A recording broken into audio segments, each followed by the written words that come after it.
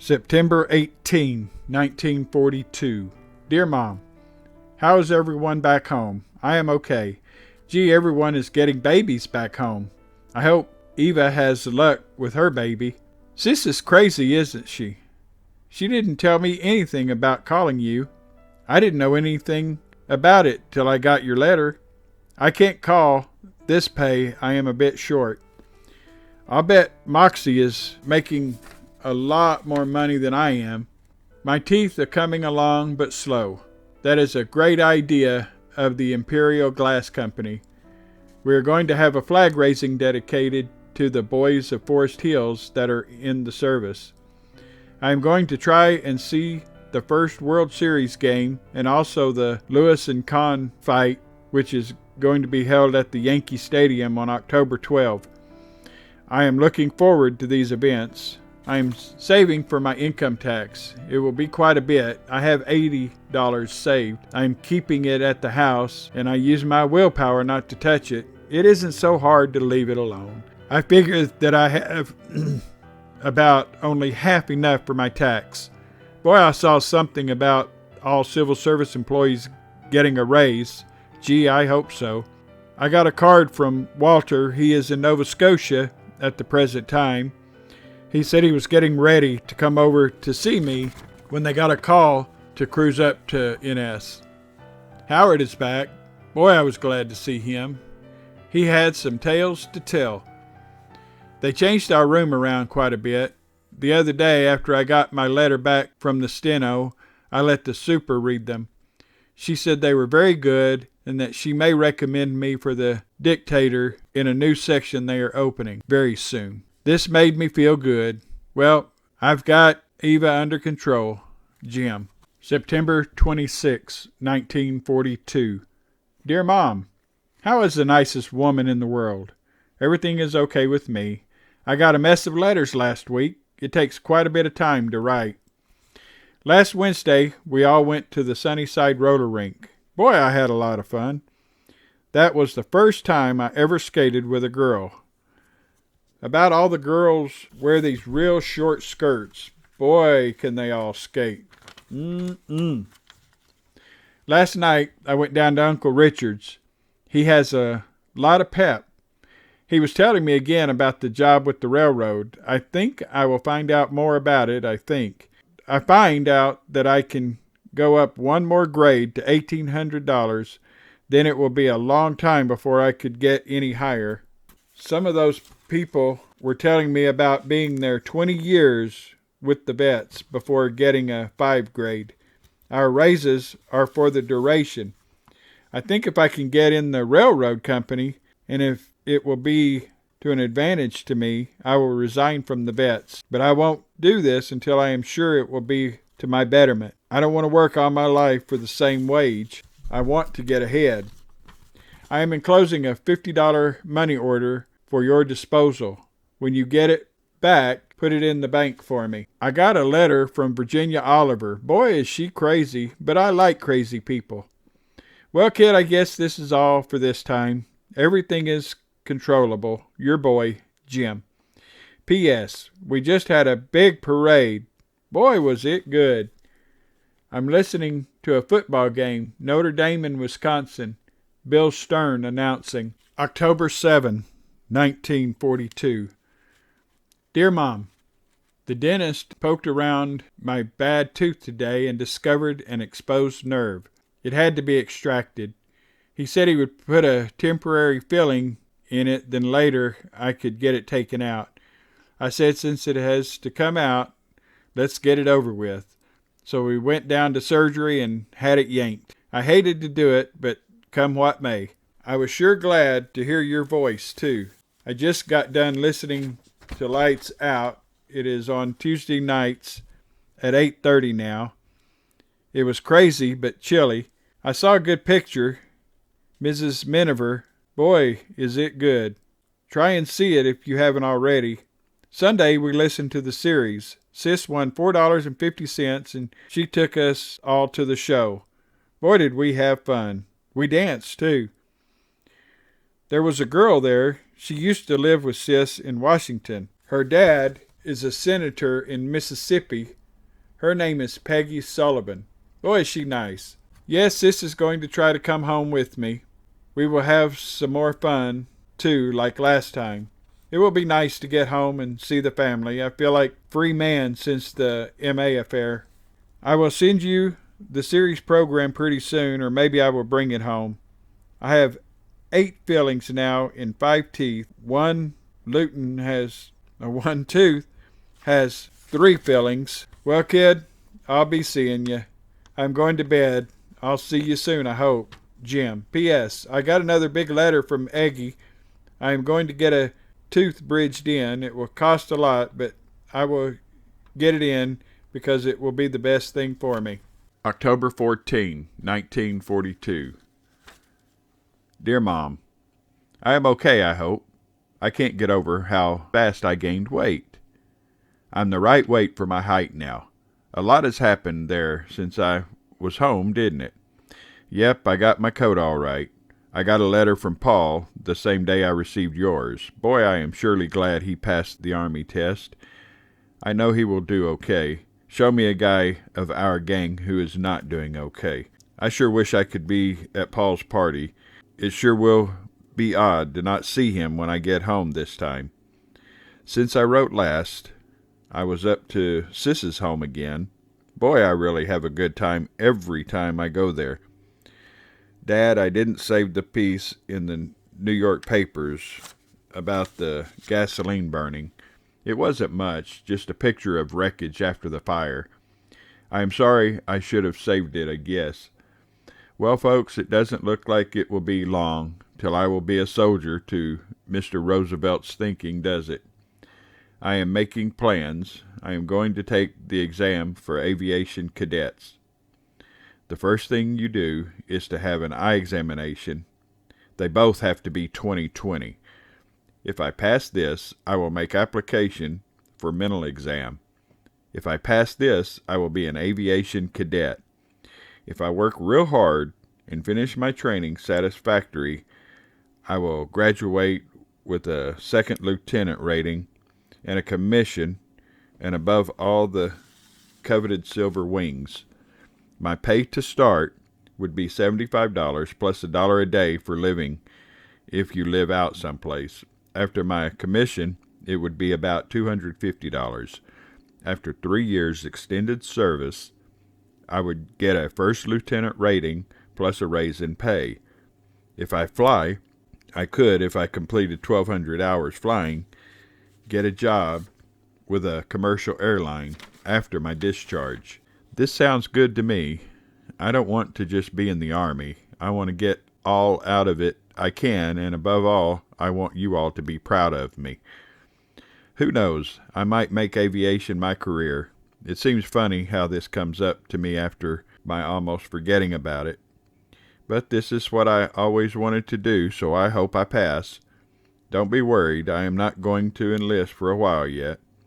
But I can't wait very long, it seems. I never got my other bond yet. It is paid for, but I never received it yet. Well, I think this is all for now. I remain, as always, your son, Jim. Everything is under control. October 22, 1942. Dear Mom, well, kid, Howard is leaving me October 31st, 1942. It seems I'll be the last one to leave. I'm taking my eye test Monday, October 26. Gee, I sure hope I pass it and the exam that follows. Will you get me another birth certificate and send it immediately? We'll need it soon. Mom, if I don't pass the AE test, I am going to enlist in some other arm of the service. Practically all of the young fellows here are gone. We had an air raid practice today at work. It seemed like fire drill in school. We just got back from the show. We saw Holiday Inn. Gee, it was good. See it if you can. I am writing a note I want you and Dad to sign. I don't know if I'll need it or not. If I do, I will have it. Enclosed, please find 2 pictures of this dope. I think they are pretty good. I'm going to give up the apartment and go over to Manhattan to live with Clarence's friend. I probably won't be here very long. Gee, I'm in a stew. Gee, I wish I were home. If I find out I passed the test and will get a furlough very soon, I won't be home the 6th, but I think I will be home then. If this letter is confusing, forgive me. I got everything under control so far. I hope I can keep it that way. Your son, Jim. October 26, 1942. Dearest Mother, well, kid, I passed my eye test, but this is only the beginning. I have to get the rest of my teeth fixed. I have to fill in a lot of crap. I am going to bring these papers home with me so you and Dad can help me fill them out. Gee, I hope I can pass the other exams. When I come home, I will arrive Friday morning and will have to leave Sunday night like I did last time. No, I haven't heard Red Skelton since he came back on. I have been going to bed too early to hear him. I haven't heard from the Smiths for a long time. Gee, I wish I could have been there for Paul's party. Lights Out is on Tuesday nights at 8:30, I think. Say, I think that idea of the club is a very good idea. They will appreciate the things you do very much. What turn will Pop be on when I am home? Sunday I rested up for my eye test today. It seems that the Army Air Corps picks only the best men, thus I will get in with a nice lot of fellows. If I pass my exam, I will be in training 36 weeks before my graduation. Gee, I'm too optimistic, aren't I? But I hope I do pass. Everything is under control, so far. Your son, Jim. Johnny is doing okay, isn't he? October 28, 1942. Dear parents, I guess I will be around for another month. I have to get the rest of my teeth fixed. Mom, I'm going to ask a great favor of you. As you remember, I got a tooth pulled recently.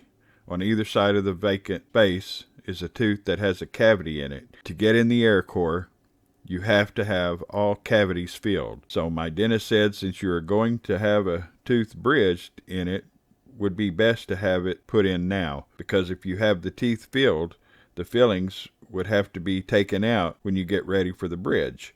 He said the school would take pretty long to finish it. I told him I wanted it finished at the longest a month. So he told me a good dentist, one who was at one time an instructor for NYU. In fact, he took me to him. The dentist said it would cost $50 to have a tooth bridged in. You see, it is put in with gold. It will be nicer now since my gums aren't healed up yet because the tooth is placed in the hole from the old tooth, and when my gums completely heal, they will grow up around my false tooth, making it more realistic yet. The dentist called in his wife. You see, his office is right in his home, and showed me a two-tooth bridge. Boy, it was very beautiful work. He is a nice guy, too. I wanted you to lend me $50 for the bridge. You could count part of it as my birthday present, and I would pay back the rest. If you haven't the money, I won't be able to come home next week, because I have made appointments with the dentist. Meanwhile, the dentist at the university will finish the rest of my teeth. I have about 4 to be fixed yet. Mom, it seems funny asking for this much money, but it is for a good cause. It has been a long while since I borrowed money from you. I wish I didn't have to. Gee, I still hope I pass my other exams. Last night, about 40 of us from the office went bowling right after work. I was surprised. I was the highest person in the whole group. I met a lot of boys and girls. This is the first real fun I had here in New York. I never have dates anymore. The right one hasn't come along yet. Incidentally, what do you think my call cost? $7. I was so surprised. I guess we talked about 15 minutes. Our landlady is so nice. She said I could stay here as long as I was here. I will still only pay the same price, I guess. It will be lonesome after Howard leaves. Well, kid, hope to see you next Friday. I really do hate to ask you for money. Everything is still under control. Jim. I received the package. Gee, thanks a million. I really enjoyed it. So did Howard. I received my birth certificate and consent papers. When I got my application, they gave a special paper for you and Dad's consent. So when I come home, I will bring it along with all my other papers. November 2, 1942. Dear Mom, received your very welcome letter today. I had been thinking things looked pretty black, then I got your letter. No, I didn't doubt that if you had the money, I would get it, but I didn't think you had it. But everything seems to be under control. Gee, I will be glad to get home and see you all again. I did okay on my birthday. I got a carton of Chesterfields from Howard. I got a nice cigarette lighter from Sis and her girlfriends, and a box of candy from one of my boyfriends.